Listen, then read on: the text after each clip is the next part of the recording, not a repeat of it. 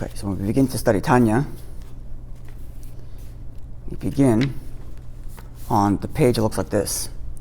It's the cover page. That's where we start from.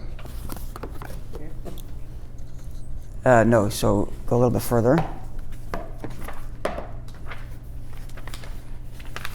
Here. That's it, yeah, you have it? Okay. This line was also written by the author. This page, or some of it, the part that we're going to read, and this page really tells us what the point of Tanya is. What's the point of this book? Why did he write this book? Why is it needed? And so before we do that, it's important to just back up a little bit more and ask a question. What's the point of Chassidut? What's the point? When did it start? When did the Chassidut start? The teachings of Chassidut. The first one was the Baal Shem Tov. Baal Shem Tov lived how many years ago? 300 and something years ago. The Torah was given how many years ago? 3,000 something. So what was wrong with Torah until 300 years ago that we had to have Chassidut start? Right, it's a good question. But the truth is that the way Torah works, that it's constantly changing. It's a funny thing. On the one hand, Torah is God's Torah. It doesn't change. Chas v'sholom. Later today, we're going to look at a paper about this, what it means when Torah changes. But on the one hand, it's God's Torah. So God's Torah doesn't change. God's word doesn't change, right? On the other hand, it's always changing. We've never had a Mishnah for 1,000 years, and then came a Mishnah, and then came a Gemara, and then came Rishonim, Rambam, and then you have a Shulchan Aruch, and you have a this one or that one. So what does this all mean? We're going to learn about how this works later today, understand how that works, how it's possible to have new opinions in Torah. We're going to learn about that. But for the question of Chassidut, what happens is, in every... What does Hashem want with Torah? What's the point of Torah? Study it. Well, why does Hashem give it to us? Really, the reason is because Hashem wants to have a conversation with us. That's the point. Hashem wants to talk to us. If Hashem exists somewhere and we exist here, then there's no connection, right? So Hashem gave a Torah to this world so that we can have something in common. We can talk. We can relate with each other, and we can learn Torah. We can understand Torah. So now we're connecting to Hashem. If you don't have Torah, how do you understand Hashem? You can't. You're a human being, right? You're a human being. You're just a person. You're just a kid. How are you supposed to understand Hashem? Created the whole world, greater than anything you can possibly imagine, right? It's not like, someone is very, very, very smart. Okay, so you can't understand them because they're too smart for you, right? That happens. But you and that person both have brains, just that this person has much bigger brains. It's not like Hashem has the biggest brains in the world, and therefore you can't understand him. Hashem is beyond the whole thing of a brain or intellect or a mind. He created it. The whole idea of logic, Hashem created. Right? He created logic. So it's not as if you're smart enough, you can understand Hashem. Can't. Following? So if that's the case, how does a Jew connect with Hashem? Can't. How does anybody connect with Hashem? You can't. Hashem is, and you're just a little person. You can't connect. So Hashem says, okay, you know what I'm going to do? I'm going to give them a Torah. That's the point of the Torah. Hashem gives us something that we can understand, and Hashem says, I'm going to put myself into that Torah. When you study it, now you're talking to me. Understand? So if the whole point of Torah is that we can connect to Hashem and Hashem can talk to us, then as time goes on and people change, the world changes, the way we understand ourselves changes, the way we understand the world changes. So the Torah has to not change, but the Torah has to take on new language so the people at that time can understand. Before the Mishnah came around, the way they related to Hashem was by studying Torah, by listening to their teacher, tell them the halachot, and discussing with their teacher. After the Beit HaMikdash was destroyed, and Rabbi Levi realized that this is not going to last long enough, so he wrote down the Mishnah, so that future generations can now look at the Mishnah. Now we can talk to Hashem by learning the Mishnah. and then the Gemara, and then so on and so forth. Understand what I'm saying? So every movement in Judaism is all based on this, to make Torah, and to make Hashem really, in a way that we can relate to it. You following? And that's what Chassidut really is. Chassidut came at a time and place when the Jewish people were not in a good state of being.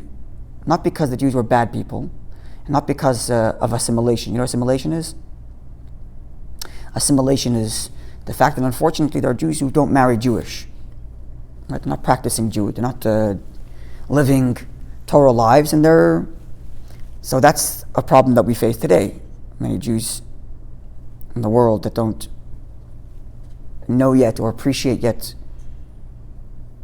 what Judaism is, and they don't behave like that, right? But in the time when Chassidut came, that wasn't the problem. The problem was people were not educated. They couldn't even read. Most Jews could not read. They were believing Jews. They were good Jews. They wanted to do what Hashem wants, but they just didn't have schools. They didn't have any education. And they felt very, very down. They felt like nothing. They felt like garbage. And what happened was, all of the Talmidei Chachamim, the people who did study Torah, this is in Europe. This didn't happen in the Sephardic countries, Baruch Hashem, this didn't happen. But in Europe, this happened, in Eastern Europe. You're familiar with the geography of where people were? Sorry? Russia? Yeah. Ukraine, Russia, Lithuania, that area. And the people who were Talmidei Chachamim and studied, they looked down at the Jews who couldn't read, saying, "You guys are nothing. You can't read.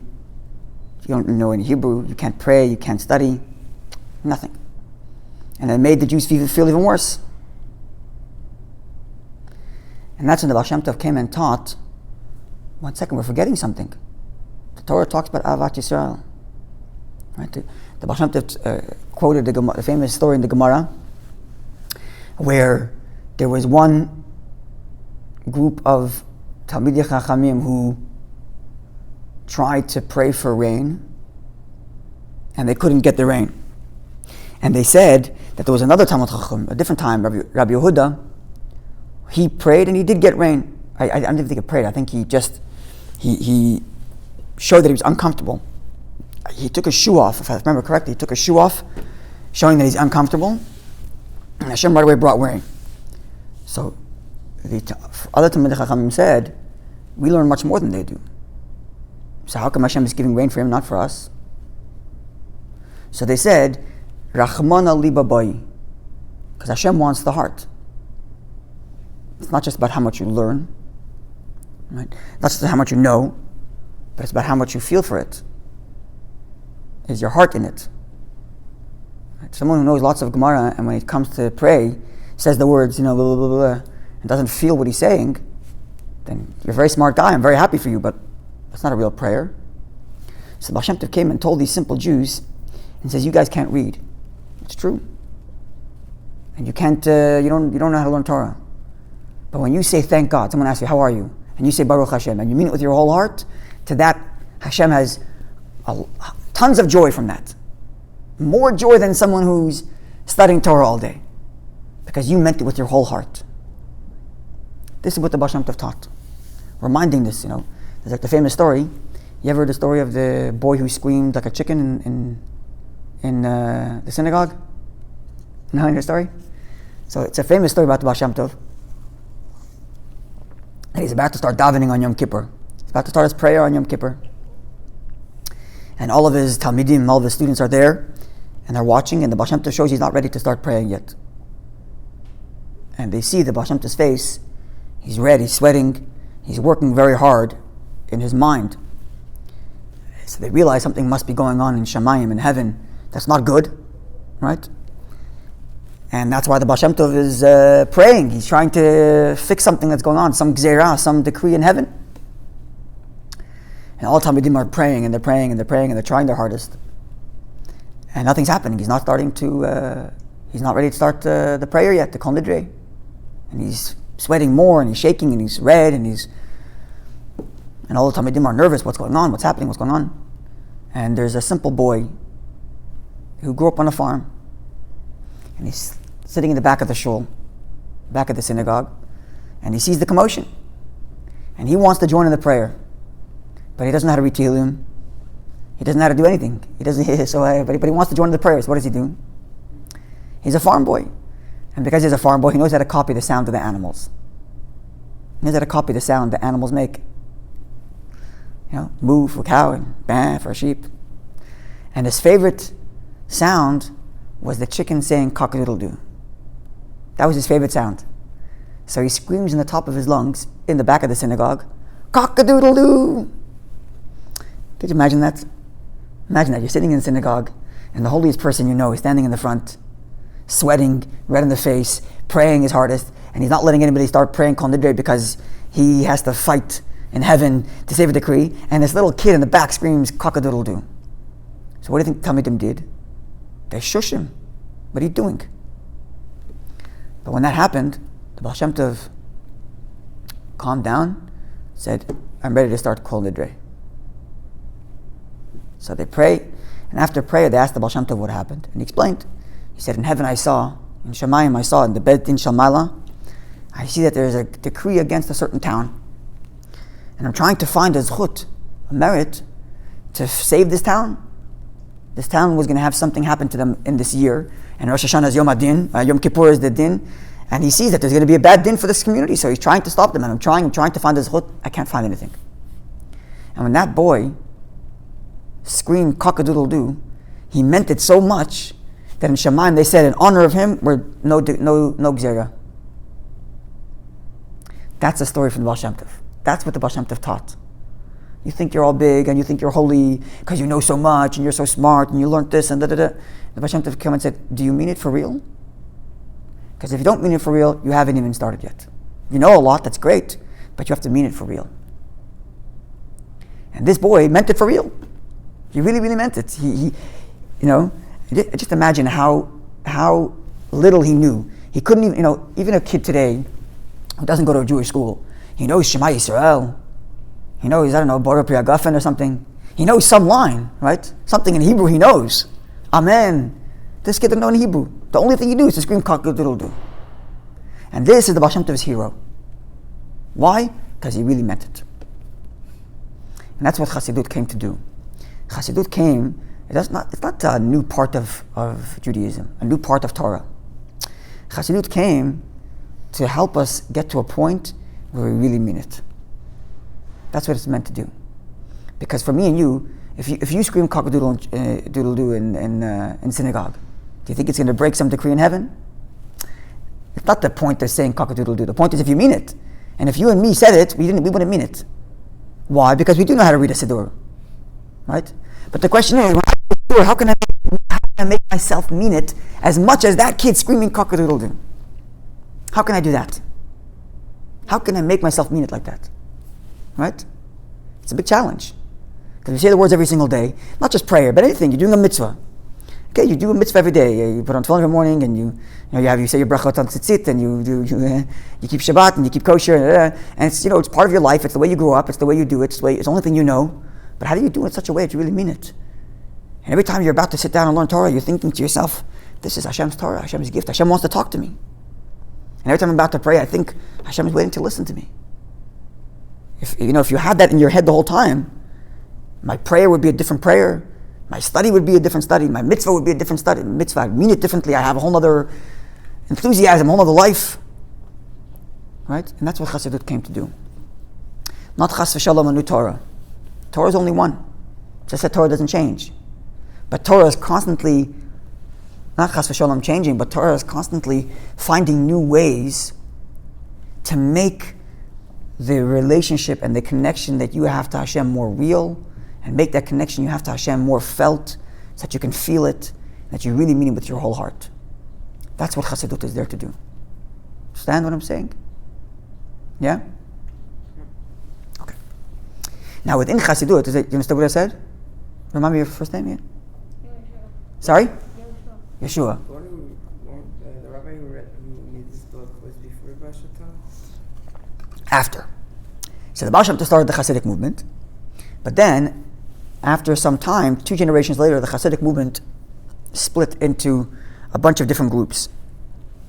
Because what happened was, the Baal Shem Tov had a bunch of students.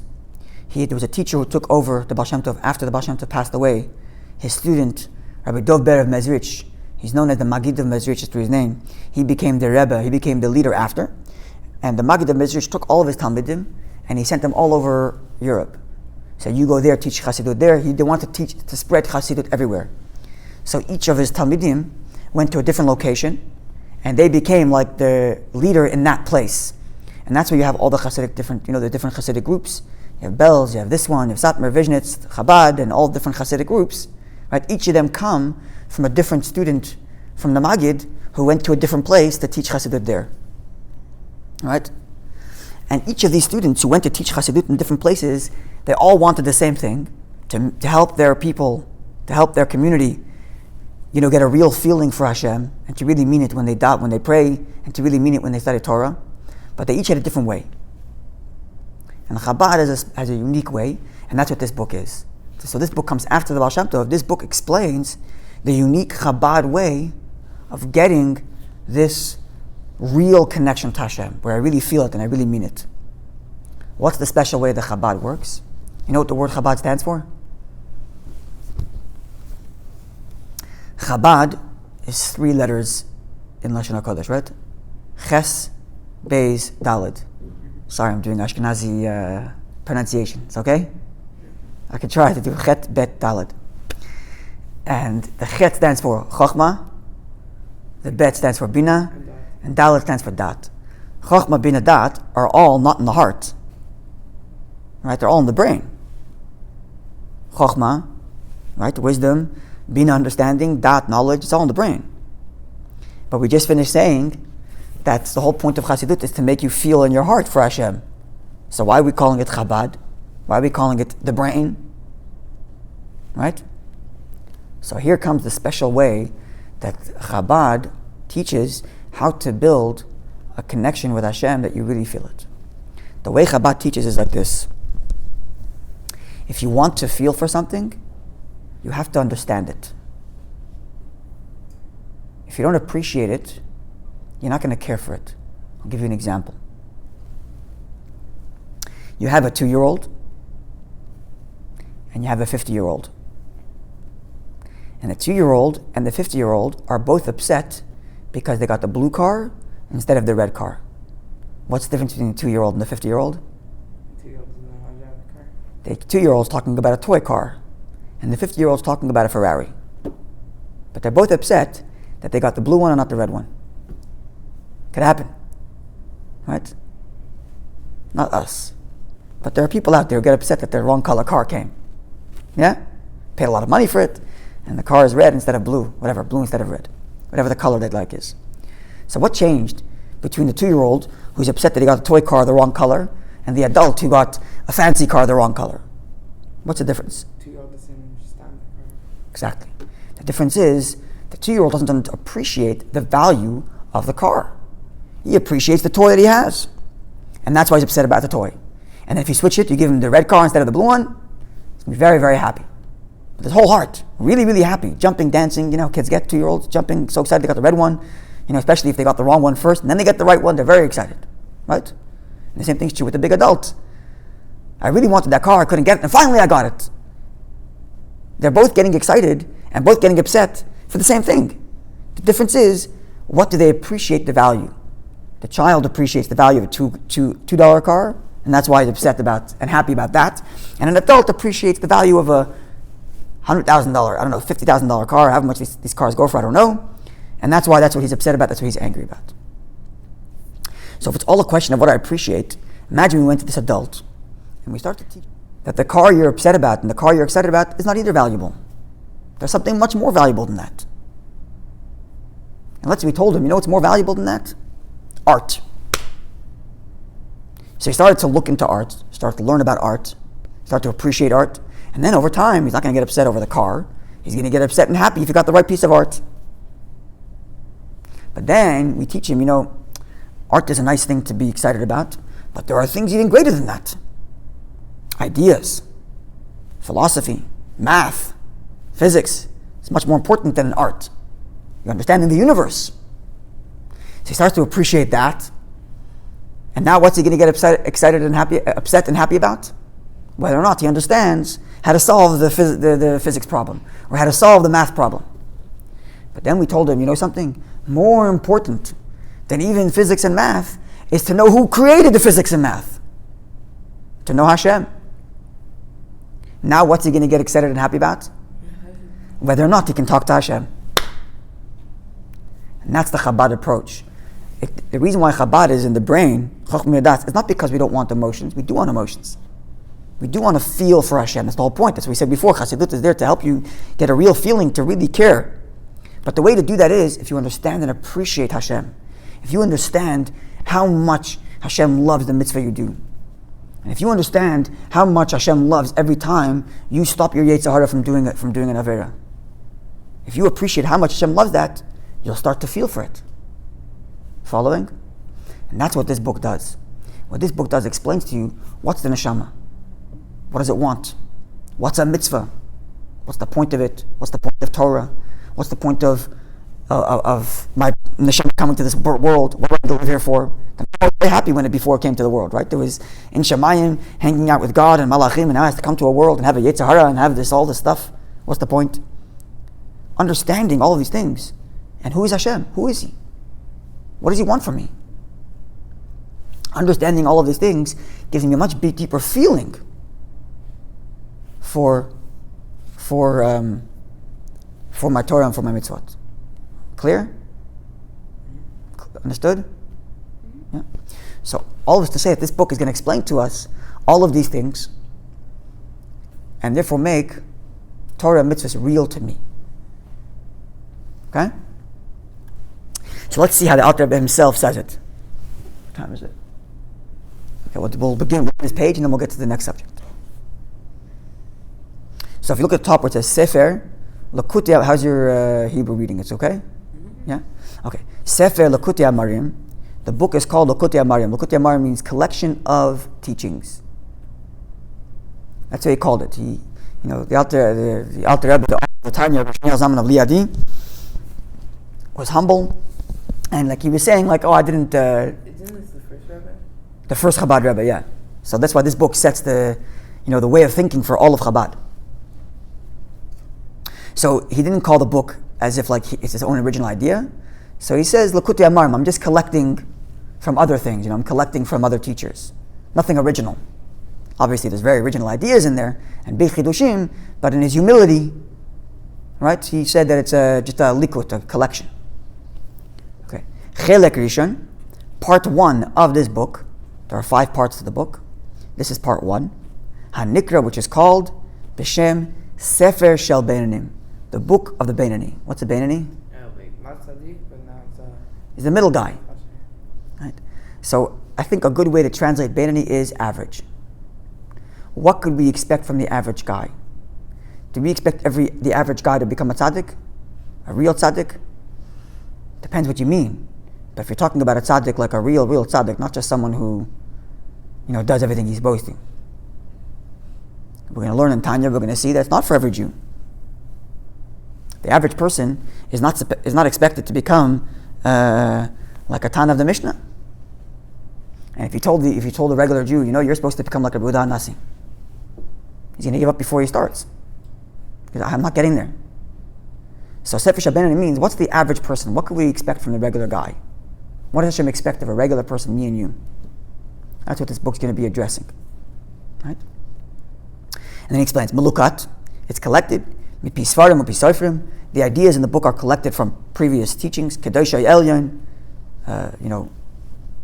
holy books and writers, Nishmasai Eden, who passed away, their souls are in Gan Eden.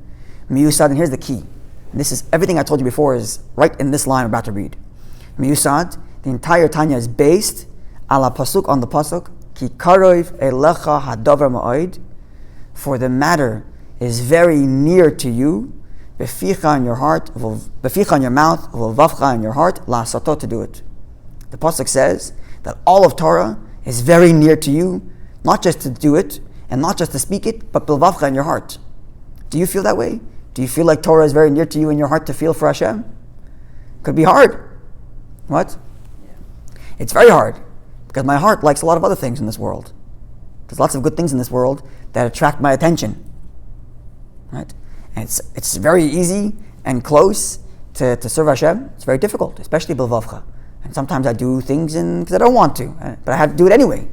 Right? So it's not bilvavcha. It's not like every single time I do a mitzvah, I'm doing it because I love Hashem. Sometimes I do it because I have no choice. I have to do it. Right? So the Alter is saying the whole book is based on this pasuk. Levair hetev, to explain very well, eichu karev moed, how is it close to you? Right? This is what I was telling you before. The whole point of Chassidut in this book is to explain how it's close to me in my heart, that I should actually feel for Hashem, a real feeling, like that kid screaming cock-a-doodle-doo. I should really feel it. I should really mean it when I pray. I should really mean it when I study. Really mean it when I do a mitzvah. And here, the Alter Rebbe says a very funny language. You read, and you see the last words there in that paragraph? Bederech, you see it? Levar heitev echu karev moed, to explain very well how it's close. Bederech. Here. Bederech. Aruka, what does aruka mean? Aruch, long. Uktsara, and kitzur, short. So it's a long way or a short way? Like there's a path? There's like a short path or a path? So it could be he means one long way, one short way. But really he's talking about a famous story in the Gemara. The Gemara in Eruvin tells a story of a Tanya who met a young boy and he was traveling, and he said the boy taught him a lesson. He was trying to go to a certain town, and he asked the boy, how do you get to the city? So the boy said, well, there's two ways to get there. This way is long and short, and this way is short and long. Yeah. You hear the story? Yeah, like it's a long way to go back, I think, and short way to go there. It's close. Yeah. So he told him, here's the short and long way, here's the long and short way. So the Tanya went in the short and the long way. And he gets there, and the city is very, very close. But he can't get there because there's trees and there's ditches. So it's close. If you measure with a measuring tape, it's very, very close. But he can't get there, so it's too long. It's short, but it's long. But then he comes back to the boy, and he tells the boy, you told me that this is a short way. The boy said, but I also said it was long. So the Tanya went the other way. And the other way was a very long, windy path like this. But at the end, it brought you to the city. Follow? So the Tanya is saying that there are two ways in life how you can get something. Right? Talking about you want to fight your Yetzer Hara. You want to get a feeling for Hashem. You want to get a feeling for Hashem. You really want to get a feeling. So one way is the quick way. Get excited. I'm excited. And then what happens 5 minutes later? You're not excited anymore. It's a short way. You get there very fast, but it's the long way because you don't have it. You can't really keep that feeling. Right? For example, when you come on Yom Kippur, I'm sure by the time you come to the end of Yom Kippur Ne'ilah, you have a real feeling for Hashem. Right? I feel that way. Or the shofar on Rosh Hashanah. Right? But it happens very quickly. And what happens 1-2 days after Yom Kippur is over? The feeling's not there anymore. So the Alter Rebbe is writing, we're going to do the long and short way. You're not going to get excited for Hashem like that. It's going to take a long time. But when you get there, you're really going to get it. You're really going to feel it. And that's the Habad way, the way of using the mind. Not just, on Yom Kippur, did your appreciation for Hashem change? You feel more for Hashem, but do you understand more about Hashem? Not necessarily. It's not like you learned anything more. So you didn't go. So it's not like on Yom Kippur you went from being the child who likes the little red cars, toy cars, to an adult who likes the more expensive cars. Because you didn't change your understanding of the world. But because the circumstance is so inspiring, you get moved, right? So where's the feeling coming from? The feeling's not coming from your mind. The feeling's coming from what's going on around you. Around me is so inspiring. The songs are inspiring. The community is inspiring. The drasha is inspiring. It's Yom Kippur. There's a whole... So where does the feeling come from? I didn't make the feeling in my heart. It came from what's going on around me. So as soon as what's around me is gone, as soon as Yom Kippur is over, and there's no more song, there's no more drasha, the feeling is gone. Because I didn't really make the feeling in my own mind. I took the feeling from what's going on around me. Right? You ever go to, this Friday night to Tish?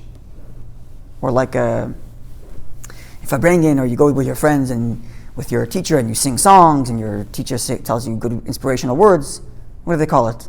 I don't know, but I think I've done it for you. A kumzitz, that's Ashkenazi language. Do you know what I'm talking about? Like when friends sit together and you sing songs and in between the songs someone says a word of Torah. So when you're in that mode, you feel connected, right? You feel connected to Hashem. You feel like you want to do everything. You feel like you want to connect more and more. But then when it's over, sometimes the feeling is gone. Right? Why is that? Because that's the short and long way. It's very short and very quickly you get the feeling. But it doesn't stick. And the reason why it doesn't stick is because you didn't create the feeling. The feeling came from everything around you. And as soon as everything around you is gone, the feeling is gone. But the way the Tanya is built is the feeling is not going to come from around you.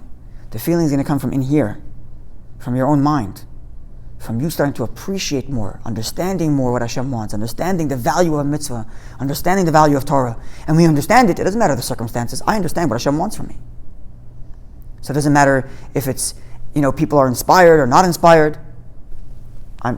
And this is why, the shlichut, the Habad, Beit Habad all over the world. You know about this? Right? Habad has shluchim and Beit Habad all over the world. Right? Everywhere. So how is it possible? How does a guy, when a religious Jew looks for a place to live, what does he look for? Education. Where's a good Jewish school? Education. There's a good Jewish school. A good synagogue, kosher food, a mikveh, right? These are the things that an Orthodox Jew needs. And here comes a young couple, and they go to who knows where, no school, no shul, no mikveh, no minyan, no kosher food, right? So how does he do it? How does he do it? And then you go there 20 years later, he built a mikveh, he built a shul, now he has a minyan, now he has kosher. What happened? Because he learned Tanya. And his connection to Hashem, his connection to Torah is not because of what goes on around him. His connection to Hashem and his connection to Torah and mitzvot is from in here. And if it comes from in here, it doesn't matter where I am. Following? And then I can teach to other people. And that's the unique way of Chabad, and that's the unique way that we're going to learn. God willing, over the next few weeks in the summer, we learn Tanya every day. We're going to learn to understand how to do this. How to do this. How do we get this kind of feeling when my connection to Hashem is because I understand and I know what Hashem wants from me and I can appreciate it and really fall in love with it. Really. I can really fall in love with it. You ever thought you'd hear such an expression? Fall in love with serving Hashem. Imagine you could feel that way. Be inspired every morning to say brachot, to pray. And this is what a chassid, this is what a Chabad chassid spends his whole life doing. Trying to appreciate more and more and more what Hashem wants so he can feel more and more and more. And feel it deeper and feel it deeper. Not just on Yom Kippur and not just when he's inspired, but on a regular Tuesday. And he's picking up to put on tefillin, he should really feel, this is Hashem's mitzvah, I'm connecting to Hashem. And that's what we're going to be doing, God willing, we go forward. Any questions? Clear? Yeah? Okay.